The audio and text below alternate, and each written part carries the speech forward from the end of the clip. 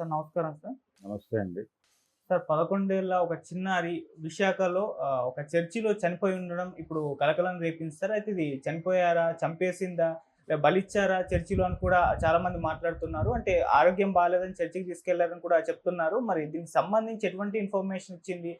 మరి ఏం జరిగింది సార్ ఆ పాప విషయంలో?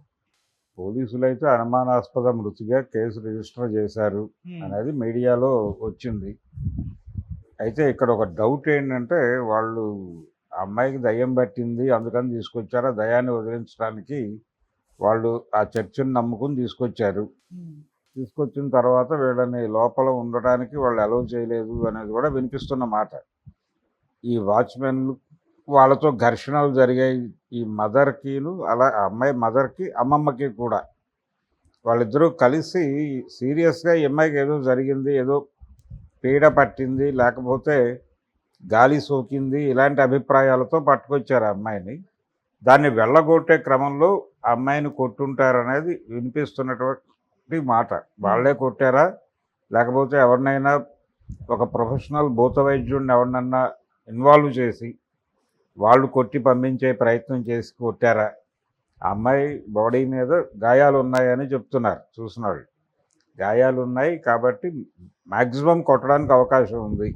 దయ్యాన్ని చంపేస్తున్నాం అనేటువంటి మూడ్లో దయ్యాన్ని చంపేస్తే పిల్ల బతుకుతుంది అనే ఉద్దేశంతో ఈ అమ్మాయి గొంతు నలుమి చంపేసి అయ్యో అనుకునే సందర్భాలు కూడా ఉంటాయి ఇలాంటి మూడ్లో. అంటే అదొక రకమైనటువంటి ఉన్మాదమే. వాళ్ళకి దయ్యం పట్టింది, ఆ విషయం వాళ్ళకి తెలియట్లే. వాళ్ళకి గాలి సోకి ఈ పిల్లకి గాలి సోకిందని చెప్పి తీసుకొచ్చి అలా ఆ చర్చి ముంగిట చంపేసి, తద్వారా ఇప్పుడు అందరికీ చుట్టుకుంది. అది చర్చికి కూడా కరెక్ట్ అయింది వ్యవహారం. వాళ్ళ రోల్ ఏమైనా ఉందా అనేది కూడా పరిశీలించాలి. ఇప్పుడు ఇలాంటి ట్రీట్మెంట్స్ ఇవ్వడానికి అక్కడ ఏదైనా ప్రోగ్రామ్ ఉందా? కొన్ని గుళ్ళల్లో ఉంటుంది, కొన్ని చోట్ల చేస్తారు కూడా. అలాంటిది ఏదైనా నమ్మి ఏదో నమ్మకం లేకుండా అక్కడికి రారు వాళ్ళు. ఇంతకుముందు ఏవో జరిగిన అనుభవాలు ఎవరి దగ్గర నుంచో విన్నవో అలాంటివే డ్రైవ్ చేస్తాయి.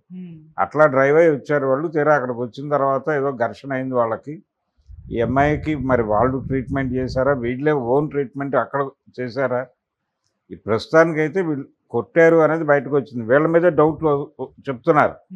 ఎవరి మీద? ఎవరైతే అక్కడ తీసుకొచ్చారు తల్లి అమ్మమ్మ మీద. ఫాదర్ నాకు చెప్పకుండా తీసుకెళ్ళిపోయారు మా అమ్మాయిని అంటున్నాడు. ఈ పట్టుకెళ్ళి అక్కడ ఏదో ఒకటి చేసి దయ్యం వదిలించే ప్రయత్నం అయిపోయింది. ఇంటెన్షన్ తప్పని నేను అన్ను, కానీ వాళ్ళు అనుసరించినటువంటి మెథడ్ తప్పు. పైగా కడుపు తీపి ఉంటుంది కదా, ఏదో మేరకు అయ్యో అనుకునే పరిస్థితి కూడా లేనంతగా ఆ దయ్యం వదిలించాలి అనే తపన పెరిగిపోయింది వీళ్ళకి ఆ స్థాయికి. ఆ పెరిగిపోవడం చేత ఏం చేస్తున్నామో తెలియని ఒక ఉన్మాద స్థితికి వెళ్ళిపోయి చేసిన పని అది. అందుకని ఒకవేళ వీళ్ళ కళ్ళ ముందే జరిగి ఉంటుంది, అవతల వాళ్ళు ఇంకెవరైనా ఇన్వాల్వ్ అయి చేసినా దాన్ని కూడా యాక్సెప్ట్ చేసే లెవెల్కి వీళ్ళు అమ్మాయిని కాపాడాలి అనేటువంటి కోరిక ఆ లెవెల్కి వెళ్ళిపోయింది అనుకోవాలి. అలాగని పాజిటివ్గా చూడక్కర్లేదు. ఖచ్చితంగా ఇలాంటి వాళ్ళని అరెస్ట్ చేసి కేసులు పెట్టి కొంచెం ట్రీట్మెంట్ ఇస్తే తప్ప కౌన్సిలింగ్ ఇవ్వాలి. ఎందుకు అలా నమ్ముతున్నారు, ఎందుకలా అంటే ఈ అమ్మాయికి బహుశా ఎగ్జామ్స్లో పెర్ఫార్మెన్స్ బాగోకపోవడం ఇలాంటివి ఏవో జరిగి ఉంటాయి. స్కూల్కి వెళ్ళే మూడ్లో లేకపోవడం, స్కూల్కి వెళ్ళకపోవడం, రెగ్యులర్గా అందరు పిల్లలు ఉన్నట్టుగా ఉండకపోవడం, ఇలాంటివేవో చూసి ఇలాంటి అనుమానాలు మొదలవుతాయి. కానీ దానికి రూట్స్ ఏంటి అనేది వాళ్ళు ఏమో ఆలోచిస్తున్నారు, ఎందుకని వెళ్ళటం లేదు స్కూల్కి, లేకపోతే వీళ్ళు అనుకున్నట్టుగా వాళ్ళు జీవించడం లేదు అనిపిస్తే ప్రెజర్ పెడతారు తల్లిదండ్రులు. జనరల్గా పిల్లలకి తల్లిదండ్రులకి గొడవ జరిగేది అక్కడే. వీళ్ళకి కొన్ని అభిప్రాయాలు ఉంటాయనే విషయాన్ని కూడా వాళ్ళు పట్టించుకోరు. ఈ అభిప్రాయాలు వినటానికి కూడా సిద్ధపడరు. తాము చెప్పింది వినటం కోసమే వాళ్ళు ఉన్నారని వీళ్ళు అనుకుంటారు. అనుకుని ఈ బిహేవియర్, ఈ బుల్డోజింగ్ వలన సఫర్ అవుతారు వాళ్ళు, సఫకేట్ అవుతారు.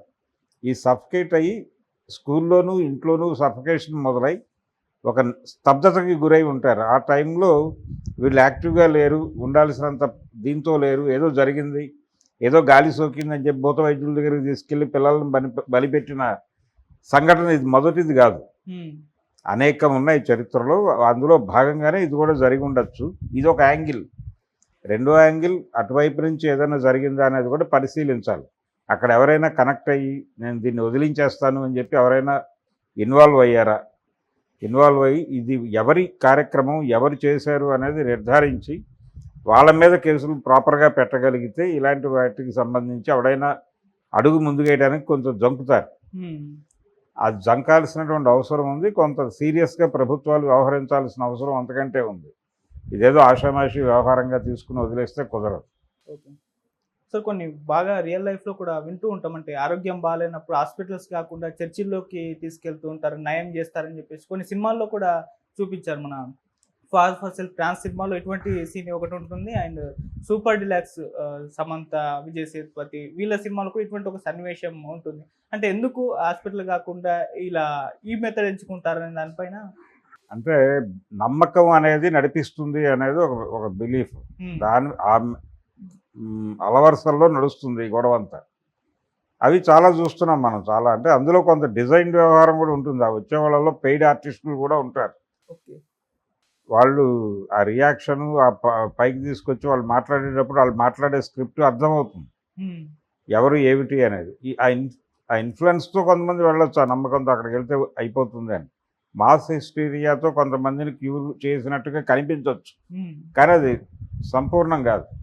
ఆ ట్రాన్స్లోంచి బయటకు వచ్చాక మళ్ళీ మొదలైపోతుంది వీళ్ళ గొడవ, వీళ్ళ మందులు, వీళ్ళ గొడవ, వీళ్ళ జీవితం మొదలైపోతుంది. ఇలాంటివి అనేకం జరుగుతున్నాయి, చేస్తున్నారు కూడా, చేయట్లేదని అంటలేదు. మతం అనే దానిలోనే ఇవన్నీ ఇన్వాల్వ్ అయి ఉంటాయి.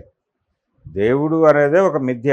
అది దేవుడు లేని దాన్ని ఉన్నది అన్నప్పుడే ఇంకా లేనివి ఎన్ని కల్పించగలరు. ఆ టాలెంట్ వచ్చేస్తుంది వీళ్ళకి. ఆ టాలెంట్ వచ్చేసిన తర్వాత ఏదైనా చేసి ఆ లెవెల్లో నమ్మబలకగలరు. ఇది ధర్మానుసారంగా ఉంది అని చెప్పి ధర్మం పేరుతో దాడి చేయగలరు ఒకవేళ ఎవరైనా వాళ్ళని అప్రోచ్ అయితే.